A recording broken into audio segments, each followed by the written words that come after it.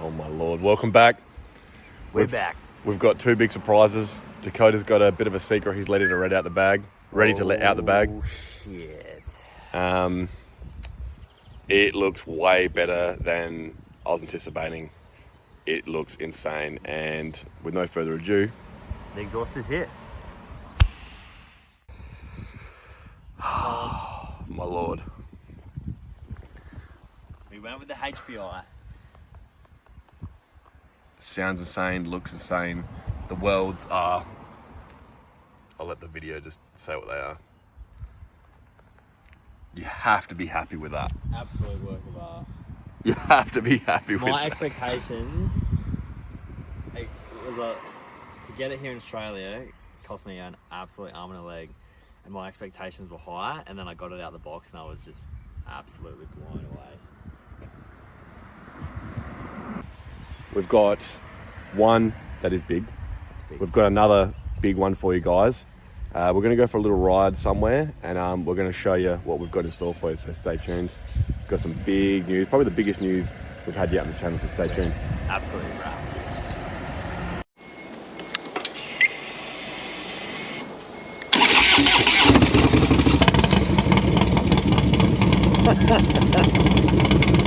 Oh my God. When you're riding it just sounds like behind you, like it just sounds like a deep roar behind you. And I swear the TBR would be like, "Rah," and then sound like a big tinny and kind of stop pulling. It just keeps pulling now.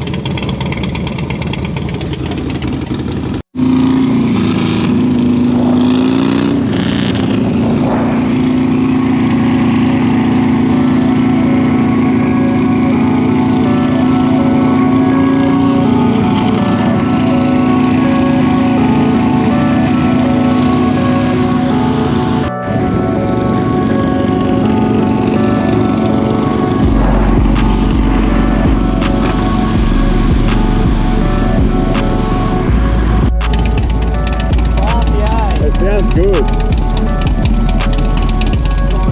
It just sounds deep the whole way through. Yeah. It doesn't change the tone of the sound. Oh, fuck.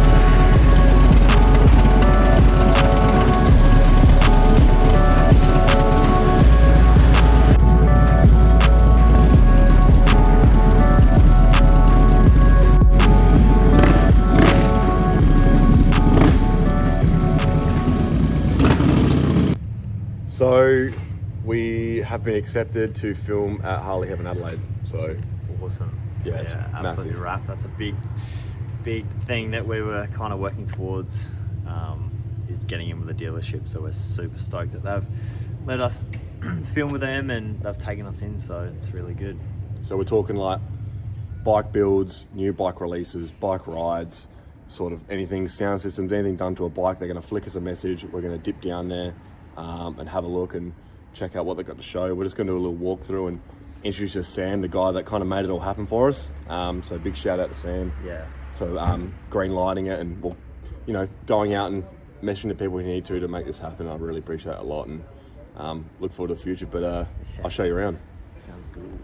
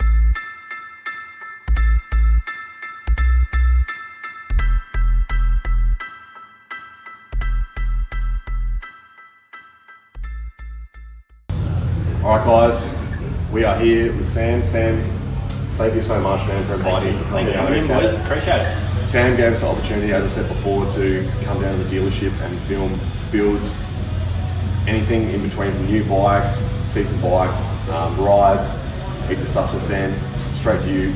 Tell us a little bit about Adelaide Harley. Yeah, look, we own by the Peak Season Group, but you know, we're a bigger sort of Harley dealership in Adelaide. We've got some awesome staff in here. Enthusiasts first and foremost. We've all got Harleys ourselves, which is great. And I suppose, you know, the performance and modification sort of side of things is our bread and butter. We move quite a few bikes per month, a good mix of sort of new and used. But our biggest passion, I guess, is making sure customers get the right bike, so we ask a lot of questions around that sort of stuff. And B, you know, we get to help them customise it and make it their own. So we've got a full dyno setup at the back, and just a lot of fun with it. Yeah, and it's so cool, like you just said. I'll just bring it up again. Most of these guys, when he says they have bikes, they have extremely fruity bikes. Big horsepower, cool mods, super reliable, and they make power in all the right places. So we'll quickly pan on a couple because I do want to do individual breakdowns on those bikes. But I'd be rude not to show off a couple.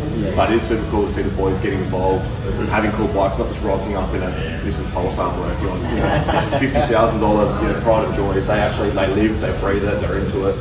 Even myself, I didn't know how much was going on here until I approached Sam and spoke to Shane and realised how many cool builds actually happen here.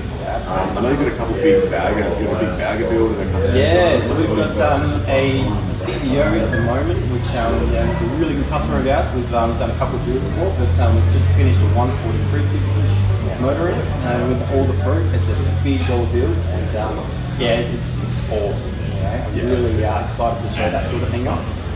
We've got a few black tap breakouts and stuff like that. Some high horsepower low RSs and stuff. So always good fun. Sam, What do you ride yourself? I have a lowrider S, a 22 model. And it's about 135 horsepower. It's pretty good for a commuter, I suppose. But ride that pretty well every day. And spend way too much money and have too much fun on it. But love it. It's awesome. And you just talking about the cam set up in the obviously a couple of things that exactly right. to make the stuff. It's not talking massive modifications for quite high numbers, especially when we talk about twin cams versus M8 like we had before.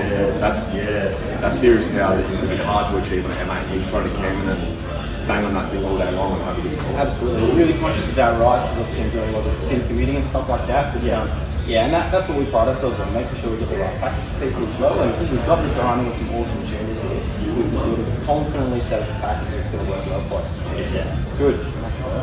No, Sam, again, we're going to walk around a bit more, but I really appreciate you letting us. Again, thank you for coming. Bring the channel and show the guys, watch us, and as we grow, we'll be a part of Harley Heaven and see everything that comes through, and I'm really excited, so I really appreciate that. Pleasure. Thanks, Thanks, Sam. yeah. Alright, drag Sam's bike out here. We couldn't resist. We want to have a bit of a look at it. Over kind of just a quick breakdown. What have you done to it? Where are we at with this thing? Is there anything you're going to kind of are in the works of doing, or? Yeah, look, I mean, we'll start off with the performance stuff, I guess. I've got a Cycle Run 485 cam in it, bigger injectors, cast manifold, and the extreme ventilator breather, which is a bit of a fan favourite around here. Yep. The Fab 28 bike, which is in need a bit of love, obviously, but I really like that one. And then just, you know, the little things like, one of my favourite would be the one finger levers that I've got up the front. They're 30% less force required for clutch pull, which is a bit of fun. Yep. And you know, just push the forks through, for example, a bit more clearance. And I'm tossing up a paint job.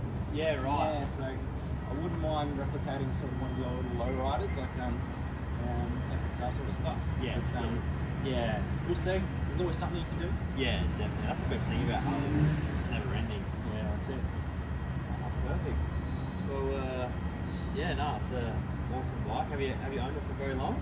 Had it since new, so early 22, and yeah, I was lucky enough to get one of the first 485 cams from APE. This is a bit of a test pig for us, and yeah, it made some really good power, and it's sort of our cam of choice now in the shop, just because it's the characteristics as far as rides concerned. Yeah. So rides really well at low RPM versus something like a SNS 475 where it can be quite jerky. Yep. And obviously I commute on this, so I'm in the city all the time and stop sign traffic. So you're super happy with it? Yeah, love it. Yeah, it's really sort of mid to upper end power when it comes to the RPM range. Yep. And rides almost like a stock bike sort of down low, so awesome. That's great.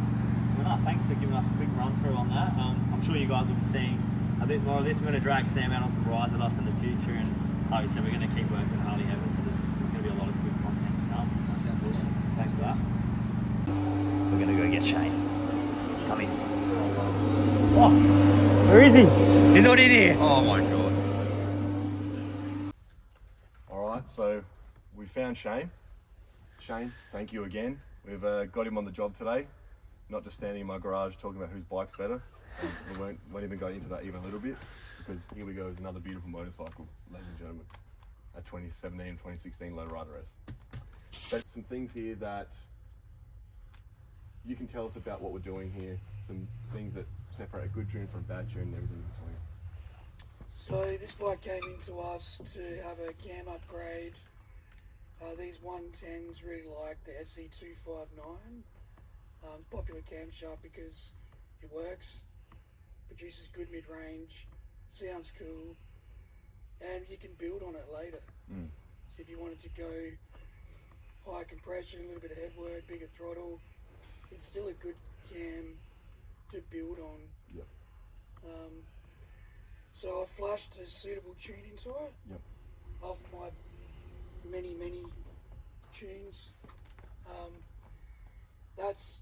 I've warmed it up, I've done an assessment.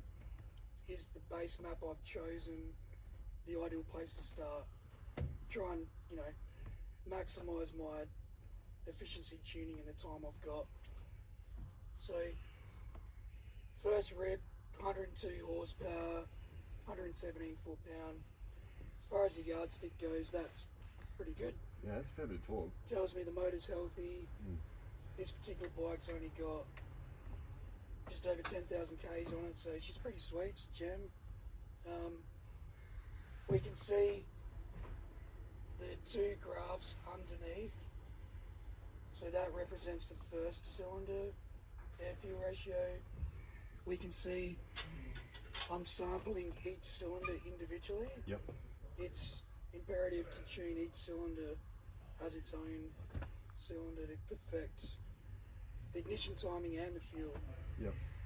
And you obviously tune a lot of bikes that have been tuned. What's the more common thing that you see that come in that when their bike's up running right? What sort of the things that you see the most? People trying to tune the bikes and only sampling off the front cylinders, pretty Yep. common. Not always, but Yeah. people not fully understanding how to get a nice feeling throttle. Yep. They might produce really good power in the top end, but then really not focus on the lower end of the map where you ride every day. So people kind of do a wide open. They do a wide open pull, it looks good, produces a good graph, but then it uses heaps of fuel. Yep. Or it's hard to start when it's hot. Yeah. It's funny you say that because I've ridden with a couple of people that the bikes are pretty close and one uses a significant amount more fuel. With the bikes, yes, they're modified differently, but arguably not a lot. Yeah, so I mean, the dyno we're using is the most up-to-date Dyno WinPad 8 software.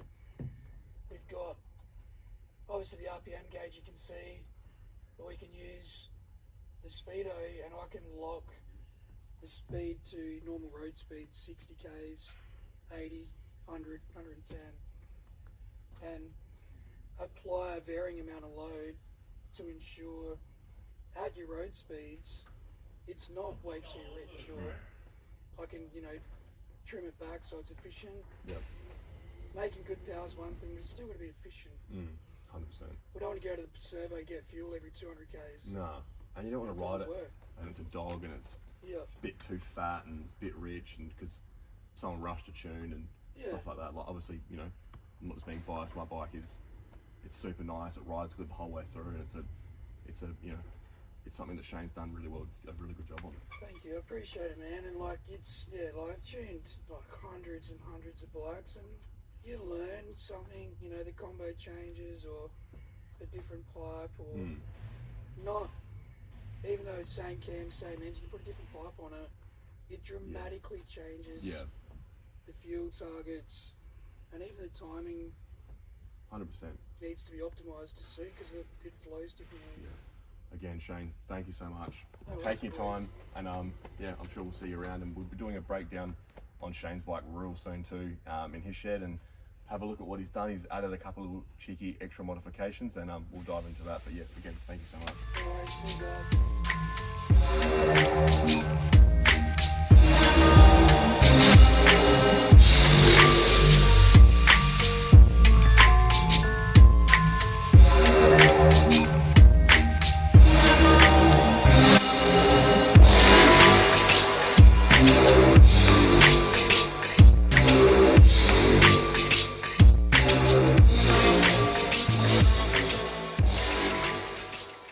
Alright, we've come across the CVO bagger. This thing is fruity as hell. Shane's told us it's got a 143 in it, heaps of HPI components. Hopefully we're going to have the opportunity to come back once it's actually done and have a bit more in-depth conversation about what's been done to this bike. But Shane's going to fire it up for us quickly and show us what it sounds like.